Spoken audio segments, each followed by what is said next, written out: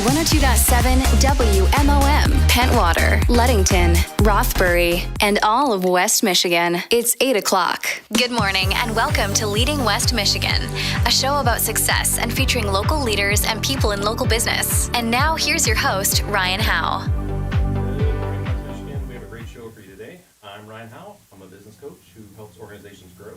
I help businesses like Larson's Landscaping, Changeover Integration, and Safe Harbor Credit Union with every aspect of their company.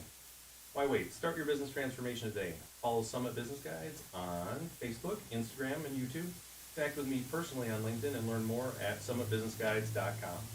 Now, this show is all about learning about our guest leadership journey. And joining us today is Melanie Tomaski, the director of the Oriole Academy here at Ludington High School. So thanks for joining me today.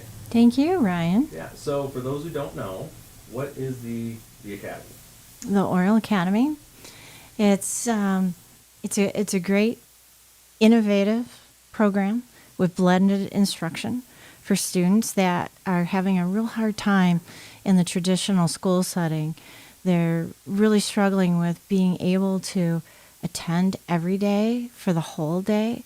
And this is usually because of a few different things that are going on in their life, like medical issues. That they're trying to figure out what's going on or to resolve in some way. Could be a financial hardship, too, where they're working to help make ends meet in the family and whatnot. And then we're also seeing signs where students who are now getting to their junior and senior year that went through COVID aren't going to graduate on time. And so this is an alternative for them. Well, that's great. It's great that that's there. We're going to learn more about it here in a bit. But, and this is where I go back to, and I've talked about this a lot, not just since COVID, but in the last 20 years, the shift in the focus in the education system and the way it has turned around specifically on student focus like that specifically has been fantastic. So, and this is just another example of making it work in a way that's best for the student to help them get to that point. Like they say, ultimately want to get them that diploma. So they can Right. Understanding their circumstances. Right. So with that, Melanie, where are you from originally? I'm from Michigan. Okay. A little town in kind of like the middle of the state called Coleman. Okay, Coleman. Okay. Yeah. So shout out to Coleman. How many people are in Coleman? Okay, that's not fair. So there's probably a couple thousand people. Okay. Maybe on a good day. Yeah. It's a great little town to grow up in. Farming community. It's very family oriented, and as much as I couldn't wait to get out of there after high school, I'm very thankful for everything that I gained from it because I think that had a lot to do with where I am today. Oh, absolutely. If you're just joining us, we're talking with Melanie Tomaski, the director of the Oriole Academy. Again, I'm Ryan Howe. This is Leading West Michigan. This show is all about learning about our guest leadership journey. So you mentioned trying to get out of there as quick as you could. I'm from Custer, grew up, born and raised there, another smaller farming community, and I wanted to get out of there as well. So I went in the military with my way out. So when you were in school, did you like school? Well, sure, to a certain point. There were some things that we were able to do, like any other student in a high school and whatnot, and have friends and experience things and whatnot. But it got to a point, like any other high schooler, that you're kind of ready to spread your wings and you want to do more. And thank goodness for the co-op program that was there. I had the opportunity to have a really great co-op position and loved it. Could you explain the co-op, what you're talking about? Co-op is kind of similar to what we're doing nowadays with work-based learning. So you spent part of your day at school and then part of your day in a position at a company doing something that you want to learn more about. And see if it's something that you really are interested in investing more of your time, your energy, and money for further training. And just kind of help you, for that next to bridge that gap from school to real life. Yeah, I get that. Yeah. So with that, before we get into the talk, were there any particular like areas of school as far as study that you really enjoyed? Were you a science person? You were a math person? I was business all the way. You were business all Business all the way. So econ was like one of your, like you enjoyed that type of stuff. Yeah, because if it had to do with making money. Okay. You grew up on a farm, so you couldn't afford to make mistakes. Every decision you made had to be based on something that gave you the peace of mind that was going to work the best that it could, despite Mother Nature. But otherwise, I mean, you had to be pretty frugal with your money and your decisions. Well, understand that from a farming family Absolutely. myself. So, Yep. If there's Yep. one, was it asset rich, cash flow poor? Yeah. And so every one of those dollars going out, you got to have faith that there's going to be an ROI that's going to, because it may be 9 months once that money goes out until you actually get a return on it, or Right. Longer. So Yeah. Okay, so business. Yeah, And- but no math. No I want math. There's two different angles to that math thing. I mean, you've got your algebra, which I could live without. But if it had to do with the financial part, anything to do with money, I mean, that's what I wanted to know. Not only I wasn't concerned for myself and my budget, but it was moving forward, because if I ever was going to be in a position to make decisions, I wanted to know that it was a sound decision, educated, not just a gut feeling type of thing. And actually learning more about money and finances is what helped me more in algebra. So, believe it or not. Which, again, that makes sense, though. I mean, across the board, the abstract thinking and things that come along with that, too. So that's a struggle for a lot of folks. But to be It able is. To, but if you have real-world examples, okay. So with that, we got to take a quick break, go to commercial, and when we get back, we're going to continue this conversation about algebra. Okay, sounds good. Satisfy your cravings at El Rancho, where El Rancho is celebrating 1 year on the north side of US 10, a dazzling new location. And this year, celebrate 16 years of a fiesta of explosion. Indulge in every bite of flavor that has delighted taste buds for over 16 years. Imagine succulent dishes crafted with precision, rich aromas that awaken your senses, and an ambiance that sets the stage for a fun and unforgettable dining experience for any occasion. El Rancho's anniversary gift to you. Every customer can enjoy 15% off all menu items February 7th from 11 a.m. to 9 p.m. Treat yourself to the extraordinary at El Rancho and join both 102.7 WMOM and Hot Country Hits 99.9 live from 11 a.m. to 7 p.m. broadcasting live at El Rancho. Good food, good times, and continuing the tradition of flavor at the Anniversary Customer Appreciation Event Wednesday, February 7th. Do you enjoy refunds on ATM withdrawal fees, building savings automatically, no monthly maintenance fees, and free digital banking? Well, Safe Harbor Credit Union offers a free checking account that pays 5% APY on balances up to $15,000. You can open your account within minutes. Innovative checking built on traditional values. Free Kasasa Cash rewards you for supporting your community. Some key features include high dividends, refunds on ATM withdrawal fees, no monthly maintenance fees, and no minimum balance requirements. To learn more, check out our website at safeharborcu.org or come visit us at our office at 5511 US 10. Member, owner, neighbor. Here, you're one and the same. Safe Harbor Credit Union. Mom's Fridge Magnets are community calendar announcements presented by Watson Motors, West Michigan, CMH, McGee Insurance, and Lakeshore Automotive and Tire.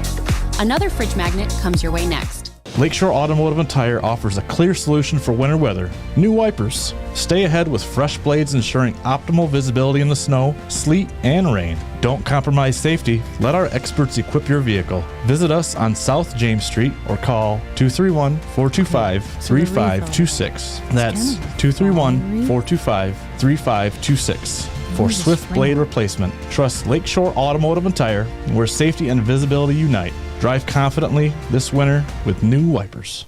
With cooler weather creeping in, now is the ideal time to make sure your home is protected and to ensure you will have a roof over your head if the unthinkable occurs. At McGee Insurance Group, we can help you find the right policy to protect your home and possessions and understand what's covered if disaster strikes. We're open weekdays from 8 to 5 and are located next to Pizza Hut on US 10 in Ludington. Our number is 231-845-5000. Contact us today to see what options are available for you. The Ludington Area Center for the Arts is hosting Cold Chocolate, a genre-bending Americana duo, on February 17th.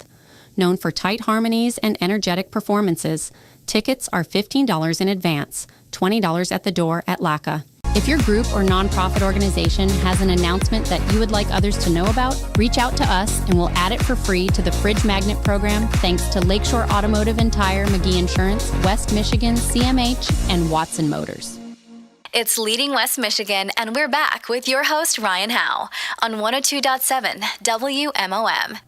All right, welcome back. I'm Ryan Howe from Summit Business Guides, and we're continuing our conversation on Leading West Michigan with Melanie Tomaski, the director of the Oriole Academy here in Ludington. And basically, before we went on our break, we were talking about the wonders of algebra and just how great it is. And everybody gets it right off the bat, and it's super easy to get. But we were talking about the abstract thinking, and if you don't have a real life, if you don't have something tangible to touch and actually read texture to algebra, it's very difficult. And unfortunately, my kids were on the receiving end of me having to help teach them through, the algebra, many 3-hour sessions until they both got it. But they both got there at that point. So let's talk more about that co-op. So where did you work at with the co-op? What was this position? Yeah, it's one of my favorites, actually. I got a position in Midland, which was about 20 miles away, a much bigger town than Coleman, at a company called Dow Corning. I think I've heard of it. Oh, well, let's hope you have. They're global. They've changed a lot over the years, and I don't even think they're in Midland anymore. Not sure why or anything, but I got to go to the headquarters and work in the legal department as a co-op there, and I assisted the paralegals, and they had me on a rotation. About every 3 months, I would work with a different, discipline, I guess. So I might be in trademarks and patents for 3 months, and then I went to litigation, and I went to corporate, and then after that, I can't even remember. It's been so long ago. But it was great. It was great. And at the end, you're going to graduate from high school, going to go get a real job, make some money. And then they're like, well, what if you stayed here? And I says, well, I'd love to stay here. But at that time, it was the 80s. Things were kind of tight. So a part-time job might be possible, but they didn't really want that. They wanted me to continue as a co-op at the college level. I was like, but I'm not college material. I have no plans for college. This is, you don't understand. It's like I leave here and I'm lucky if I get back to school, because I have things to do. And so, yeah, I missed a lot of school my senior year. And so when kids tell me, some story or something, it's like, no, I know what you're really saying. I've been there. I've done it. But they dangled that carrot, and they were just like, well, you might want to think about it a little bit, because if you stayed on, you'd get a $3 an hour raise, which back then that was a lot. I was already making more money than most kids my age. So that was substantial. And they said that, they would do some other things far beyond what I had been doing. I would go to court with the attorney, go to these special meetings and all this other stuff. And I just, they're pushing all my buttons, And so I thought about it a little bit and checked into the community college that was only 10 minutes away from work, and it's like, okay, I'll try this, and ended up getting a grant to help me go. And I still wasn't the best student at the community college, but I still loved all the opportunities that they gave me. And, if you set yourself up with enough skills and knowledge and the willingness to learn more and do more and be that person that saves the day, doors will open. Absolutely. And that's what happened. And then one thing led to another, and oh my gosh, I got a bachelor's, a master's, and then some. And you got addicted to school is what happened. So, oh no, no, I know you still went through. No. So I got a couple questions. I want to go back to this. It's interesting. So how did you end up with legal as your co-op? Like, how did that happen? Okay, so I asked for it. I wanted to go into the law system. Before that, I was kind of interested in medical. We had just got a new bus barn, I guess, for EMTs in our community. That my family was a big part of getting that established. And on the farm, I was kind of like the EMT on the farm for all the animals and anybody and that kind of thing. And I really liked that. But I also felt like I like the law because the law is the law. You know, people can say the law can be interpreted by a lot of different ways and whatnot, but it's still the one thing you always go back to. It's your starting point, no matter how it evolved or how you want to interpret it. It's your starting point. It's the one thing you can always count on. And I just found actually a lot of strength for myself in that, being a country girl and all, that, it was just a real struggle to go to a big city and to do some of the things that I was doing and to be good at it and not viewed as that country girl. So I watched a lot of professional people during that time, how they dressed, how they act, even dining etiquette. Not that I'm saying my parents failed and all that. Not at all. Not at all. It's just a different environment. 100%. So that's and that's interesting though. Like you, again, especially that foundation you put on there, is that when you go back to the law, how important it is to have that structure. You know, I can see that in the work that you do now, but also you talk about business. You seem to be a structure person, for your foundation, which I think is really, really great. Now, with that, you got into college. You said you did your community college, and then you said basically then it turned into a bachelor's and a master's. But as you mentioned, when you were younger, you weren't really sure what you wanted to do. So when you got into the community college, how did that? And as you mentioned, there was a lot of opportunity there to kind of figure out what you wanted. How did you figure out the direction you wanted to go? What led you towards the impetus towards your bachelor's and your master's? Like, what was that? Well, by going to the community college, I just love being around people and hearing their stories and what they had done that helped them grow and become successful. I did eventually work at a law firm for about 4 or 5 years, and it got to the point where I was doing everything because it was a private firm and not the corporate setting. The direction was a lot different. And so I would interview new clients and write interrogatories and file all sorts of documents and even subpoenas sometimes, and have different meetings with medical specialists to get the information that we need, the research, the background on it and whatnot. And when it got to the point where I was doing a lot of phone calls directly to the judges for appointments and changing dates and everything, I got bored. Okay. I got bored. It was the same thing kind of all the time. I loved working for the people to help them out of whatever was going on. A lot of it was negligence and workers' comp type cases, a little bit of malpractice type things. And, I just thrived on helping others who were in a tough spot that didn't know what to do. But it became kind of routine. I felt kind of stuck. I went back to that community college, and it's like the only way I could see to make a change at this point, because I had so much experience in this one field, was more education. Okay. Again, we're continuing our conversation with Melanie Tomaski, the director of the Oriole Academy here in Ludington. Again, I'm Ryan Howe. This is Leading West Michigan. And Yeah, time to make a change. And that's what's great about the education system we have in this country, and also just the way work happens to be.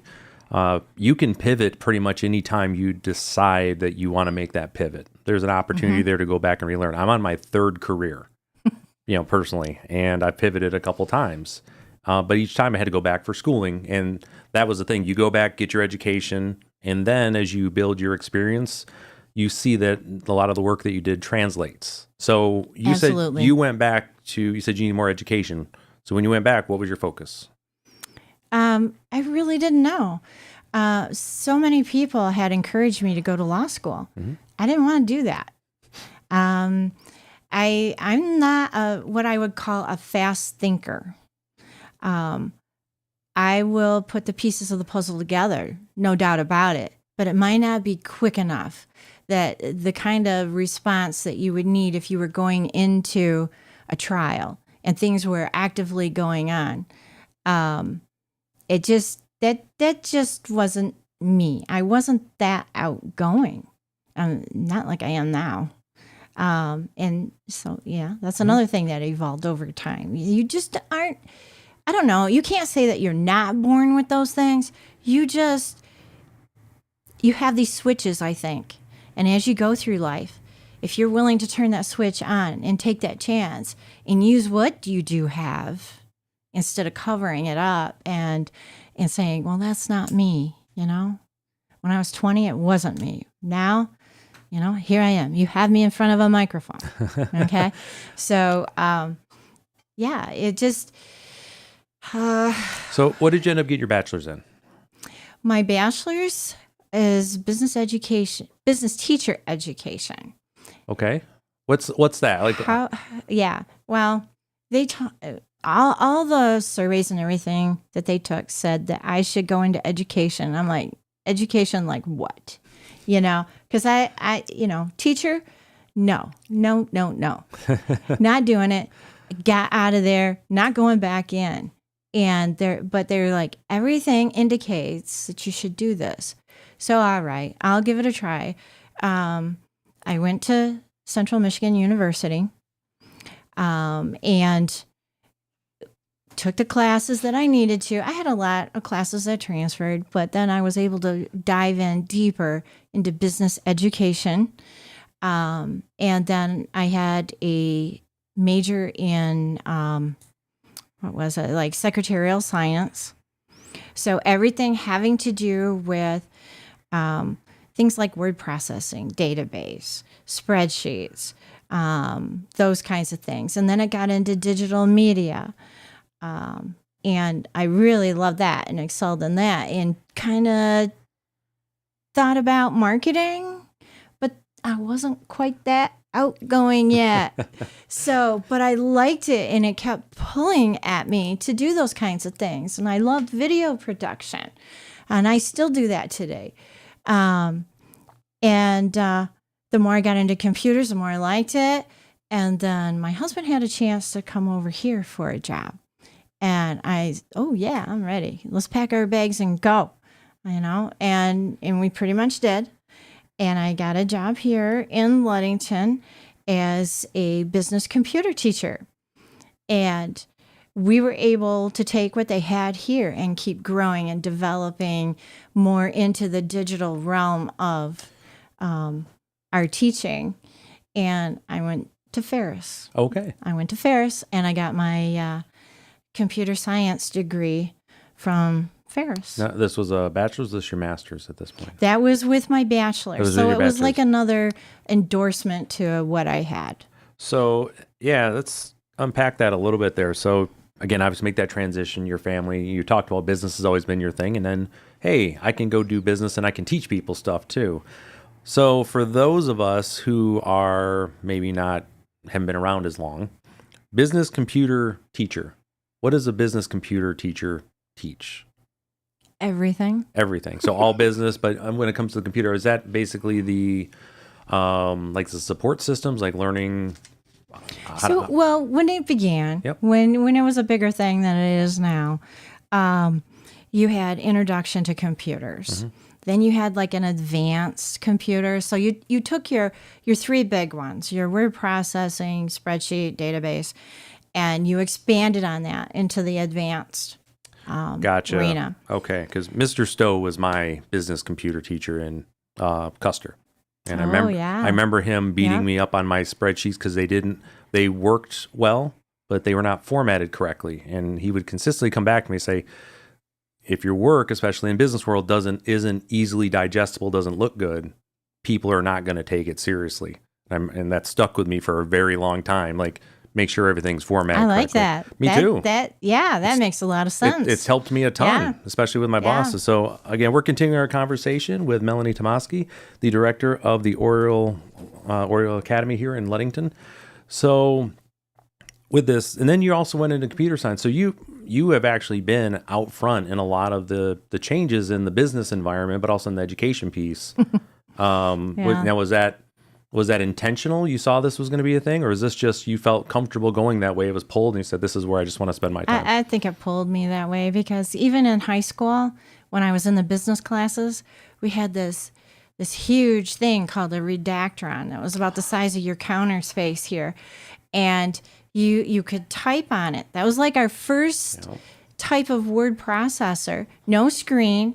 It had you put paper in it so you could see what you typed, like a typewriter, but it recorded everything on a cassette tape. Mm-hmm. So, and I watched, I just love this. I love that I was born at the time I was because I got to watch all these changes along the way. And believe me, at some point, things changed so fast, I didn't even know if I could keep up with everything that I knew behind me and everything that I had done. So when I first went into the military, we had the green screen terminals.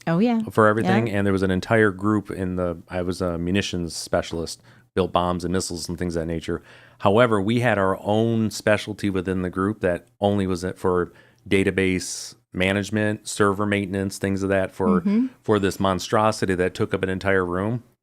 That in 5 years, huge. 5 years later, it lived on like one tiny little box sitting on a desk. That's Right. for our, and same thing, that transition that you could go there. Yeah. So, and I do talk about that we have the certain the generations now obviously have been born with, with technology. However, there's a group of us that are in a certain age range where we didn't have it, but then we grew up with it when we were a little bit older. So we have an understanding more on the depth and breadth on the back end working of these things, which I think which I've found has been really good in helping to bridge the gap between, the ownership groups that I work with and their younger counterparts. So I can find a way to say the words that both parties get, because a lot of times it doesn't make sense to them, especially when all they know is a telephone screen and they can do everything on their little computer in their hand and also randomly make a phone call every now and again. So you got through computer science, and then with that, what was your master's in? Oh, my master's is in vocational administration. Vocational administration. Now that's very specific on that. So It is. They don't even offer it anymore. I was the last one to receive that degree at Central. That is, but with that though, that's on the vocational side here. So, because for a very long time it was seen different in the way that you go about training the trades and you're going to run those things, when there's been an evolution that's kind of occurred that, and frankly, in our best interest, that we want to kind of treat them the same. It's just the fact that, and I do like the fact that there has been a change in the mentality where people are treating the trades and understanding and the vocation piece. There's a business associated with it. Yes, the skill set is just different, but also the skill set for everything else is different also. So to try to put them out differently doesn't make any sense. However, congratulations being on the last one on the receiving end. I got the same thing with my logistics and supply chain management degree. Oh, geez. I was the last one with a specialization in reverse logistics. Don't ever look that up, folks. Reverse logistics is one of the most boring things you'll ever do, and it's a lot of math, and I can see why they got rid of it. So, all right, so we're going to head into our next break here. When we get back, let's talk a little bit more about your work here, and then how we transitioned over into the academy and also the work-based learning. So you're listening to Leading West Michigan on 102.7 WMOM, at home on your Amazon Alexa or Google Home smart devices, streaming online at WMOM.FM, and live video streams on the 102.7 WMOM Facebook page and WMOM YouTube channel. So let's get into that break, and we get back, get to hear more about your work with the academy. Hello friends, Christian Vogel here from Matthew 6 Construction. Football season is upon us, and you're trying to finish your man cave before the Super Bowl. Matthew 6 Construction can help you be ready for the big game. Here at Matthew 6 Construction, we not only replace windows and doors, we also finish basements, construct additions, and handle all aspects of interior and exterior remodeling. Do you need to store your vehicles and equipment inside but don't have the space? Matthew 6 Construction can add onto your existing home or garage and build the space you're looking for. Call us today at 231-233-0566. Once again, that's 231-233-0566. Matthew 6 Construction, where excellence is expected. Calling all homeowners ready to kick winter worries to the curb? Get excited with Superior Exteriors, your go-to crew for gutter installations and roof fixes all winter long. No need to stress about leaks and icy surprises. Superior Exteriors uses a cost-effective approach to stop snow melt water from refreezing, ensuring that ice dams and icicles are proactively avoided. Call now at 231-907-2882. That's 231-907-2882. Let Superior Exteriors do all the work so you don't have to. Winter protection made easy with Superior Exteriors, your home's best defense against the chill. Embark on an exhilarating ice fishing adventure with Captain Chuck's 2. Offering a diverse array of high-quality ice fishing equipment, including augers, shelters, and tip-ups, Captain Chuck's 2 ensures that anglers of all skill levels discover the ideal gear for a memorable outing. The expert staff at Captain Chuck's is ready to provide valuable advice on gear and bait selection. Whether you're a seasoned angler or just starting out, Captain Chuck's 2 is more than just a store. It's a partner in creating winter memories. Visit Captain Chuck's 2 at the intersection of US 10 and Jabavi, or give us a call at 231-843-4458. That's 231-843-4458 to gear up for an unforgettable ice fishing experience, where every angler's needs are met with quality and expertise. Hi, this is Lori from West Michigan CMH. Life can be a challenging journey, and we all face moments when our mental well-being needs support. At West Michigan CMH, we understand the importance of personalized care. Our team of dedicated professionals is here for you, ready to provide compassionate support tailored to your needs. Your mental health matters, and taking the first step towards seeking help is courageous. Visit our website at wmcmhs.org to discover resources available to you, or call us today to begin your journey towards wellness and recovery. 1-800-992-2061. That's 1-800-992-2061. It's Leading West Michigan, and we're back with your host, Ryan Howe, on 102.7 WMOM. All right, so welcome back. And before the break, we had just kind of got into, again, a lot of topics about computer science, kind of where you had been pulled into this position. Again, my name is Ryan Howe with Some Business Guys. This is Leading West Michigan, and we're continuing our conversation with Melanie Tomaski, the director of the Oriole Academy here in Ludington High School. And with that, you moved into, we talked about your master's of vocational, but how did everything transition now to, like, what was your next steps outside of business, computer, teacher extraordinaire? Yeah, well, it comes from experiences at that point, and kind of still things that you see could be done that you want to do. Because I had a really great experience in co-op, and I always wanted to be a co-op coordinator. And my connections from business, especially when we started Business Professionals of America at the school. When was that? Do you remember? 2001. Okay. 2001. Yeah. Long time ago. We started out with that, and the students here, they just want to do things. They want to be involved. They're so active, and they just need to know, like, what's possible and how do I get started? And so we started reaching out to the businesses for our services, especially nonprofits. They always need help. And we started volunteering at different groups and whatnot to get that going. And really, through those relationships that I built up over the years, one thing led to another. And I think Ludington did have a co-op program long time ago, before you and I were around. That is a long time ago. Yeah. Yeah. So when it wasn't too long after Mr. Mesher took over at the high school that he began talking with me about this and what this would look like and what we could do with this if we started this up. And well, by then it changed to work-based learning. And so we did a little pilot run and tried it out and got a few kids interested. It was a little hard at first because a lot of internships are unpaid. Sure.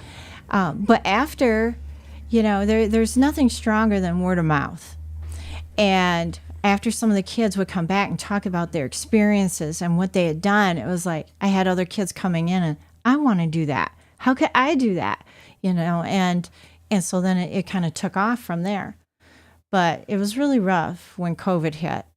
We couldn't do anything. Sure. And it's been really hard to get things going again. Yeah, no, and that's one of the reasons that one of my focuses is on education here, especially at the the high school, at the high school level in particular. There is so much energy in those 4 grades because of anticipation. You're waiting to go, you're ready, you just want to get out of there and go do things. And finding ways to bring what they want to do, i.e. work, and get that experience because, they want to be out on their own. We all get that, Right, ready to be independent at that point. And absolutely. We're locked in. But also on the flip side of that is the nerves of going out on your own and having to figure it out. And in this case, where what you've done with the academy and through your support there, and again, just figuring this is a thing that needs to be done, is finding a way to institutionalize that bridge to be able to help folks, to let them know, hey, you don't have to go figure this out on your own. We can do exactly this right. in a safe environment. You can go make mistakes in this area. Right. So right, and I emphasize that safe environment because you're not alone. And I set up like a little meet and greet between a potential site and the student that I think is a good fit. We've been doing this so long that employers I've been working with, they really feel like if I think it's a good fit, it probably is. But it's still, the student needs to go through those motions. And so do they. You have to build that foundation to start from and have that conversation. Because once you get the two together, what they thought they might do might change and evolve even before it even starts because of that one little spark. Absolutely. So I want to go back to what you're talking about with COVID. So you got some, obviously 2001 Business Professionals of America, and that was doing its thing, but then work-based learning, which I want to talk about a little bit more in a second, started getting some traction, and then COVID hit.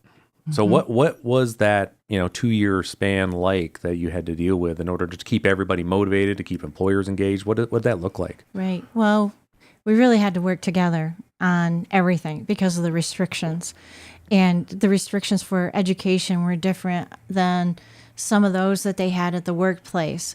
So if a person was already in a site with a placement and their thing, parents too had to become part of this component on where were we going to go from here? What was it that everyone felt comfortable doing or not doing? So some of them came to an end, and others were able to because of their environment and what it entailed, what they were doing. But it pretty much that last year, or I should say that last trimester or that last year, we really weren't putting any students out doing anything at all. And I thought for sure when school started back up the next fall and we were back in school doing our thing, that students would be really eager to go, hungry for getting out of the house again and doing things. And that just wasn't the case. It really wasn't. They were so, I don't know. I felt like we were not starting all over again. We went back even further to kind of reset the tone, the stage for building that excitement, that motivation. It just wasn't there.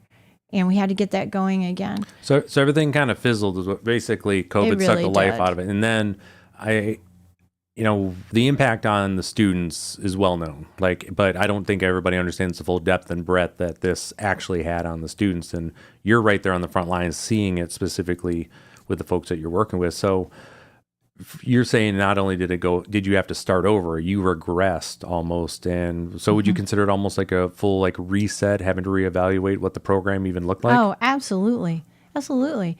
Some of those students struggled with the technology during COVID. Maybe where they lived, they didn't even have internet available to them. Depending on the circumstances, they might have had to cut back, and internet was the first thing to cut out of the budget.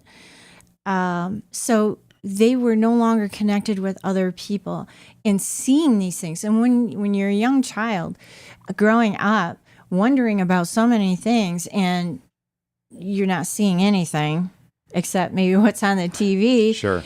It's not really, it's unrelated to real life in their minds. And so one of the things that we talked about is how to jumpstart this again, get this going. And so, a couple years now, we started out with a career fair in the fall. And we had an outpouring of businesses right away to come into that career fair. And instead of it just being locked in on juniors or seniors, we did it for the whole high school.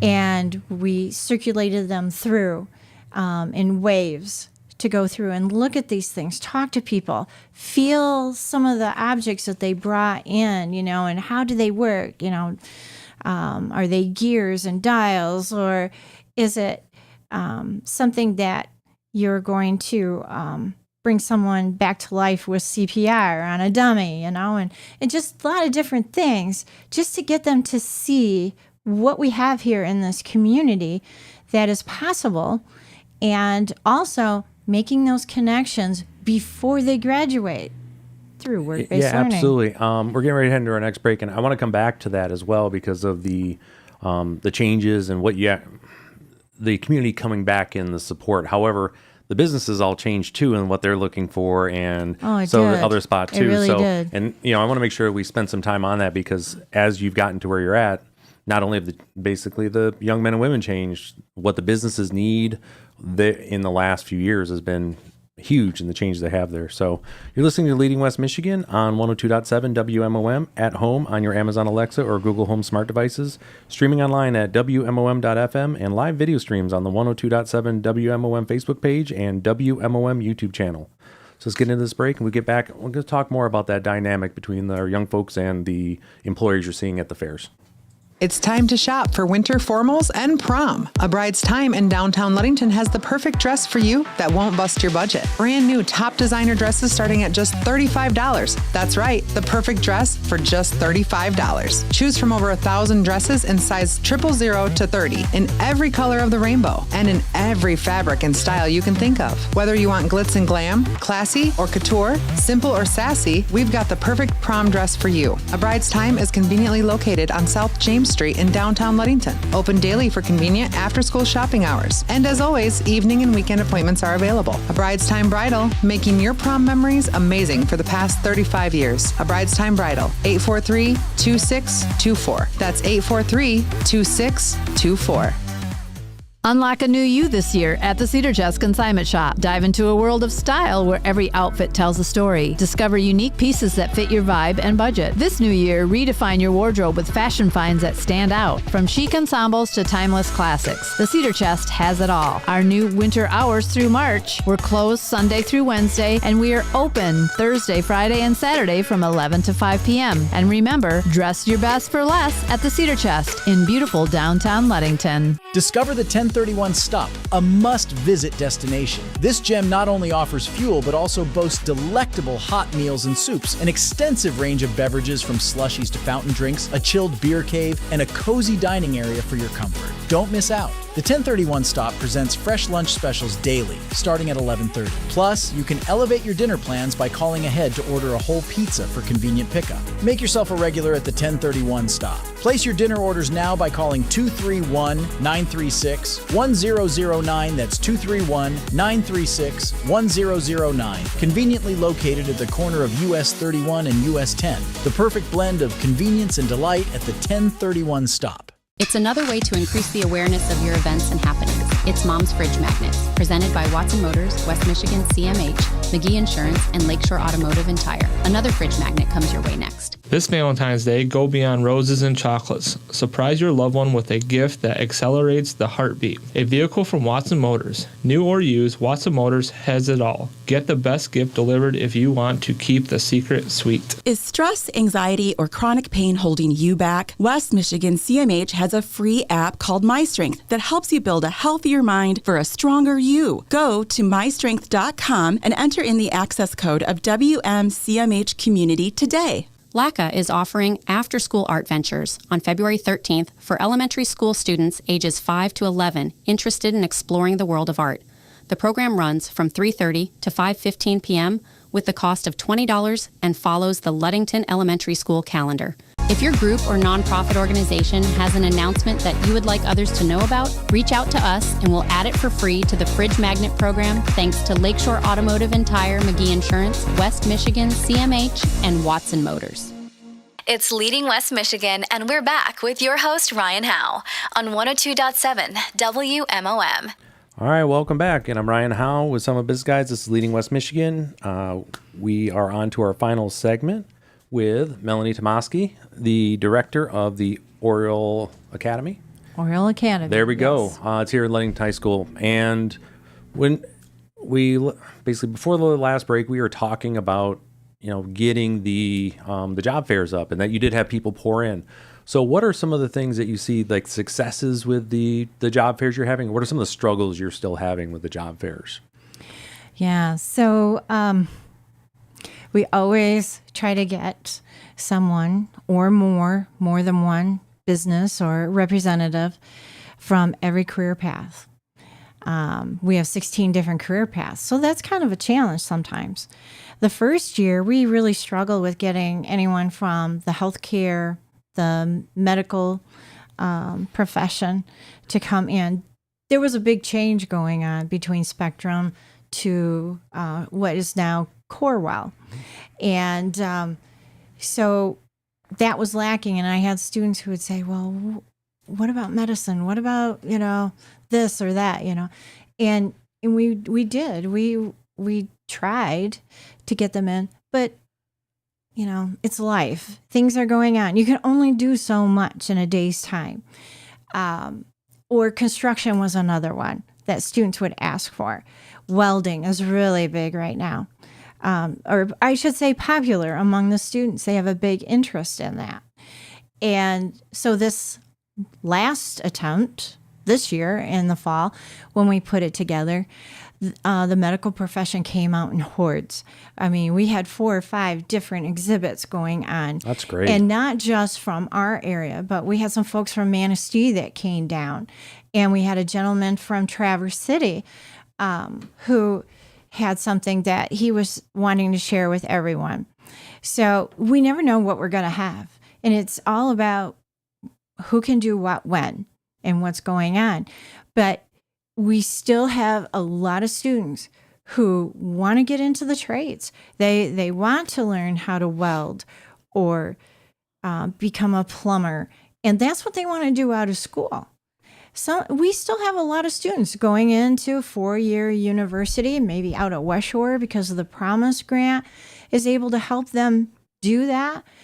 But then we have these other students who they just want to get right at it, sort of like you and I. We just want to get out of school and let's go to work. Let's do it. Yeah. Let's make the world go round. And they're still not sure how to do that. And that's one of the great things about work-based learning is that we try to make those partnerships between that student with a placement that wants to work with that student. And get that together to bridge that gap. If if our students could see more of them at our career fair in the fall or the job fair that'll be coming up again this spring. Mm-hmm. We're looking at March. Okay. Don't have a date yet set, but we're working on it. And they need to see it. It has to be tangible. It has to be real to them. You know how it is to sit in a classroom, somebody just tell you, the information and share these stories and whatnot. And parents, they were in the same position. They've told their kids till they're blue in the face. That's how they feel sometimes. And it's not like the real thing. You got to get out there, do the work, get your hands dirty, and dig in. It's one of the things where when I'm talking with young men and women in high school or college grads, because I still mentor a lot of folks and throughout, basically throughout the country at this point. But what I tell them is like, reading only gets you so far. You got to do the reps. You've got to be in, and you've got to have access to go through and practice whatever it is that you've learned or whatever you're interested to find out if you actually have the skill set or not. Right. And in this case with the trades, this is just a shout out, call out to any of the trades out there. You've heard her say like 3 times now about welding. Like they need there. So if you're having a difficult time finding people, it's the nature of the beast here is that you're going to have to go to them. And I have a strong feeling, and it's been my experience, those people who show up to these are the ones that get to recoup the best talent as well, especially if you're hitting them when they're in 9th grade and they know your name and they see you again in 10th grade, 11th. By the time they're in 12th grade, ready to go, you've got a 4-year relationship with this young man or woman to be able to bring them into these things. Right. So as also on the flip side, when it comes to the trades, there's this idea of what it means to go out and do the trades, right? Again, go out and do construction, to go and be an electrician or plumber. But again, until you actually get to talk to the folks that are doing it, it's just words. So again, any of the trades folks out there, please, if you've got an opportunity to go this, it's well worth the investment. I talk to my clients about that quite a bit. If you can show up to these, make the effort to do so. It's only going to benefit. So with that, there's also the other side with the academy. I want to spend some time on. So let's talk about the academy a little bit. What's been going on with the academy, how that's been adapting now, and what it looks like going forward. Well, we're in our 5th year. Mm-hmm. We started out with about 20 students. And, you have this theory, this philosophy of what it could be, what you'll be doing and whatnot. And we grew so much that first year within ourselves, not student-wise, but within ourselves, to actually learn one-on-one what these students are going through and what they need, and then what are we able to do. And it was just amazing. I mean, you know that they're struggling with a lot of different things, but it's just like getting your feet wet into something. Until you're actually there and you're in it, you're involved with it, do you really know the depth and breadth of the whole situation? So we really evolved a lot that year on our philosophy of things and how to work with them and their families. So the academy isn't just a student coming to us to get what they need to move on, get that diploma. It's a whole lot more. They have other things going on that's why they need us. So maybe it's helping them get connected with warm clothing for the winter, or maybe it's a food bag that needs to go home that night with them. Maybe it's not. Maybe there's other things going on that, holy cow, it's like you watch a student and how they're learning. And I guess it goes back again to my prior training education. Probably the very best thing I am at is keyboarding. Mm-hmm. And, how many pieces on the keyboard are there? You have to manipulate it in 1/10 of a second. And so it's watching all those pieces come together, how they work together, or maybe how they don't. Okay. And what do you do about that? Or can you do anything about that? So sometimes watching the student in how they approach a problem that's given to them, whether it's reading, math, science, or whatnot. It's like, have you ever thought about doing it this way? Now, they meet with us one-on-one when they come in once a week. So they get to know us.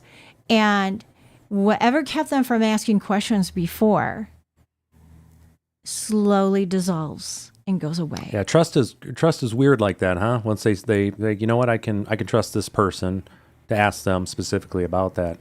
And so with that, I've found also get your students, but like with my clients, it's that shift in perspective. It's not like I come in with like a 180 on anybody. It's like, hey, here's a 2% shift in the way you're looking at this. Try it this direction.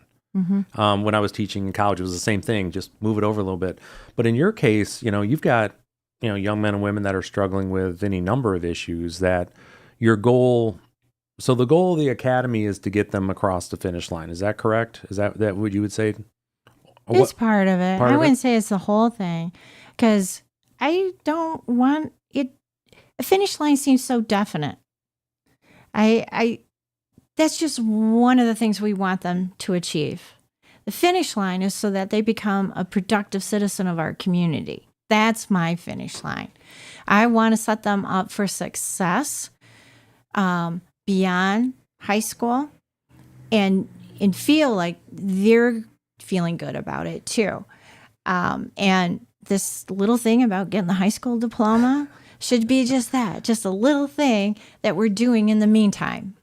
It's one step on the path towards where they're going. I like the way you put that, again, to get them to be, again, productive members of society, but also, where they have the confidence and they feel good about going out into those things. Part of that with the co-op, where your experience, and you said, and this, I love the way you said this, is that as you're going through life and you're developing, there's different switches you're turning on. And part of what you do, and make sure that if this hasn't been said, you get to hear this, as you're going through, you're helping people realize they got that switch. Yes. They just got to go ahead. So. What? And you say, hey, let's give it a try. And if it's not quite the right time for that, we got you. Well, that's absolutely right. We do have them, because they don't have to feel like they're doing it alone. I've even taken students to an interview, drove them to the place, walked them in, introduced them to the person that they're going to meet with and have the interview, just to show them that I believe in them. They can do this. They might not know they can do this, but they're gonna by the time we're done. I bet that conversation on the back end of that, the drive back, was probably pretty fun. Oh, it is. It is. Because, I'm not going to let them get away with it. It's like, so how was it? Was it really that bad? And you get the little smirk on the face type thing. Yeah. But even after that, when they're in their position, they come back, and I always ask, how's it going? What'd you do this week? What stood out to you? And they'll tell me, well, this isn't what I thought it would be, or, oh, I think I really screwed up.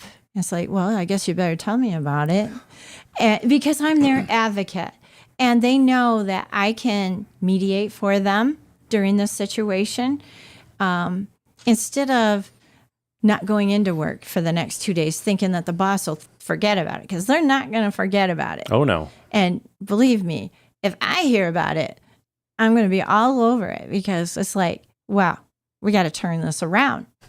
We're not going to quit. There is no finish line. There is no, nothing that stops us anywhere. We're going to remove the roadblocks and any of the challenges, and I'm just not going to let you fail. Yeah, and that's, we're getting to the end here, Melanie, and I think that's a great way to wrap it up there. You're not going to let them fail, and you're one of the first people I reached out to when I started this program. You know this. You've been dodging me for months. I'm glad I finally got you on here. I'm not dodging you. I'm just busy. I know. But with this, because of the work you're doing, you're the definition of the leaders that I want to highlight on this program. So thank you for everything you do. It's been absolutely great having you on here. Again, thank you so much for coming on today. It's just been really great hearing your journey. So are you having difficulties with hiring? It's not the market. You need to upgrade your hiring system. In my latest YouTube video, I outline the hiring system my clients use to find amazing employees. You can find it on the Summit Business Guides YouTube channel or on the Summit Business Guides homepage. For those of you who aren't following Summit Business Guides on Facebook, Instagram, and YouTube, you are missing out on a lot of the information I share with my clients. I'm easy to find. Just search for Summit Business Guides and click the subscribe button. You will be glad you did.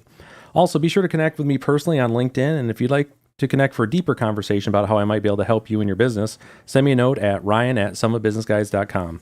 So I'm always looking for new leaders to have on this program and give them an opportunity to share their stories. If you know a leader making an impact, go to summitbusinessguides.com/leadingwestmichigan and submit their name for consideration. So next week, Jim Jensen, the president of the Mason County Historical Society, is going to join me to discuss his journey to become a West Michigan leader. You've been listening to Leading West Michigan with Ryan Howe, a weekly program where you hear success stories of local officials and business leaders.